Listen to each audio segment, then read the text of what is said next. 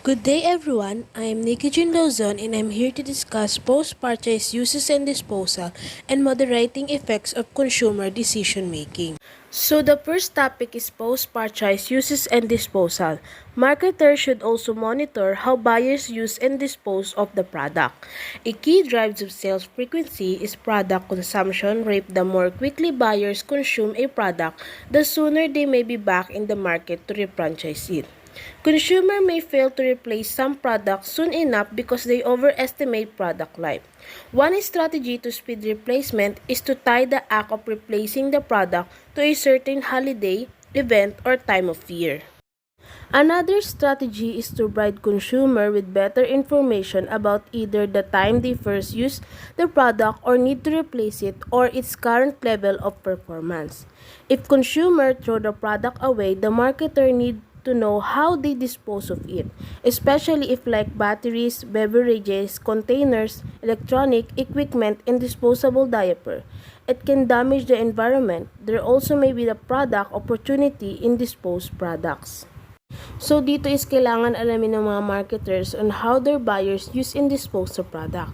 Sa sale frequency ng product consumption rate, yung mga buyers kung gaano nila kabilis kinukonsume yung product nyo, ganun din yung chance na mas bumili sila agad ng product nyo sa market. So dito din pumapasok yung mga iba't ibang strategy upang mabilis ang replacement. Syempre kasi sa mga product, minsan nabibili natin yung nakikita natin yung expiration date, may taon, buwan at minsan araw lamang ang tinatagal. Dito na dapat pumapasok kung paano dinidispose ng mga mamimili yung product na iyon, tulad ng mga electronic equipment, batteries, beverages, containers, disposal diapers, and so on, na siyang nakakadamage sa environment. Kaya ito yung mga dapat i-monitor ng mga marketers. So the next topic is moderating effects on consumer decision making. The path by which a consumer moves through the decision making stage depends on several factors, including the level of involvement and extent of variety thinking. So one of the several factors is low involvement consumer decision making. The expectancy value model assumes a high level of consumer involvement or engagement and active processing in the consumer undertakes in responding to a marketing stimulus. There are two people elaboration likelihood model, an influential model of attitude formation, and change describe how consumers make evaluation in both low and high involvement circumstances. There are two means of persuasion in their model. The central route in which attitude formation or change stimulates much through and is based on consumer diligence, rational consideration of the most important product information, and the peripheral route in which attitude formation or change provokes much less through the result from the consumer's association of a brand with either positive or negative peripheral cues. Peripheral cues for consumer include celebrity endorsement, a credible source, or any object generates positive feelings. So when we say low involvement decision making, it's typically reflect when a consumer who has a low level of interest and attachment to an item. So for example, a soap has a very less price and mostly also perform the same function. Hence, soap are low involvement purchase. As the price is lower, the consumer does not think twice before making the purchase. So another example, a customer wants to have an ice cream but his favorite brand is not available at the store. He will easily buy another brand. He may not like it as much as the first, but it will be ice cream and he will enjoy it. The customer will not have wait for the availability of the branded ice cream only. Thus, the better of distribution of a low involvement product, the more is sale.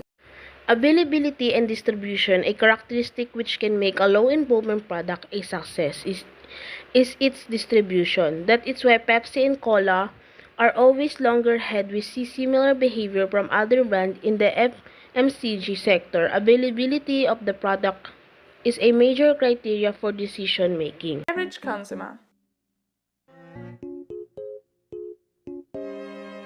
As you can see, Raquel has been watching TV for the longest time, and now she feels a little bit thirsty. This means that she has realized that there's a difference between her current and desired state. But wait, what's that? An ad? Well, now it seems like she has recognized her need. Since she's an usual consumer, she doesn't need to look for any kind of information because it all is in her memory and previous experiences. Because of this, she doesn't perceive any kind of functional, physical, social, psychological, financial, or time risk. So, yeah, she's going to the store. The only bad thing about the supermarket is that there are too many products where she can choose from, and that might lead to some cognitive dissonance.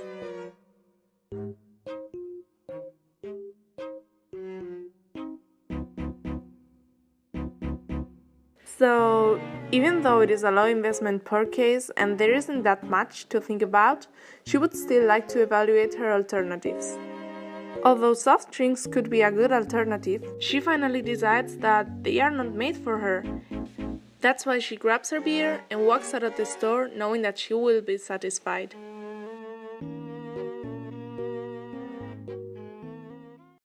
Low involvement decisions are more straightforward, require little risk, are repetitive, and often lead a habit. In effect, these franchises are not very important to the consumer. Financial, social, and psychological risks are not nearly as great. In these cases, it may not be worth the consumer's time and effort to search for exhaustive information about different brands or to consider a wide range of alternatives. Another factor is variety-seeking buying behavior. Some buying situations are characteristic by low involvement but significant brand difference. Here, a consumer often do a lot of brand switching. Think about cookies. The consumer has some beliefs about cookies, choose a brand without much evaluation, and evaluates the product during consumption. Next time, the consumer may reach for another brand out of a desire for a different taste. Brand switching occurs for the sake of variety rather from dissatisfaction. The market leader and the minor brands in this product category have different marketing strategy. The market leader will try to encourage habitual buying behavior by dominating the shelf space with a variety of related products versus avoiding out-of-stock condition and sponsorship frequency reminding advertising challenger. Firms will encourage variety seeking by offering lower price deals, coupons, free samples, and advertising that tries to break the consumer franchise and consumption cycles and present reason for trying something new. So another example, let's say that you are in supermarket searching for a bag of potato chips. With a variety-seeking buyer behavior, you have little involvement with the franchise because there are many typically multiple options as there are significant number of potato chips to select from. There is minimal evaluation done before the franchise is made.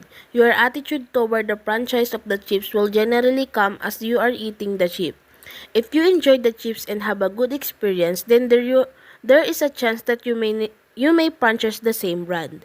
Due to the number of options in front of consumer, variety-seeking buyers behavior, consumer typically do a lot of brand switching, or the decision of a consumer to franchise a brand other than the one they have previously used or franchise. Since the cost change potato chips brands is relatively low, then you might change the brand strictly out of sheer boredom. For this reason, the decision to franchise a different type of potato chips is not related to any negative experience or attitude toward the product.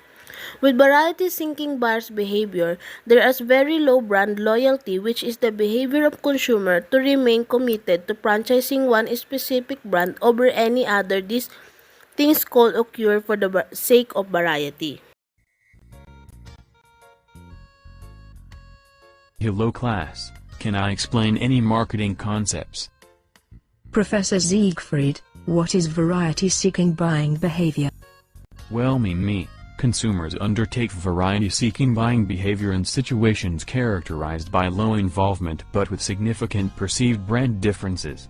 In such cases, consumers often do a lot of brand switching. For example, when buying biscuits, a consumer might hold some beliefs by choosing a biscuit brand without much evaluation. Then evaluate the brand during consumption. But the next time the consumer might pick another brand out of boredom or try something different. With low involvement products, brand switching often occurs for the sake of variety rather than because of dissatisfaction. Thanks, Professor, for explaining variety-seeking buying behavior. Variety-seeking buyer behavior is the buying tendency of those consumers that do not have a high involvement with a product when there is a significant difference between brands.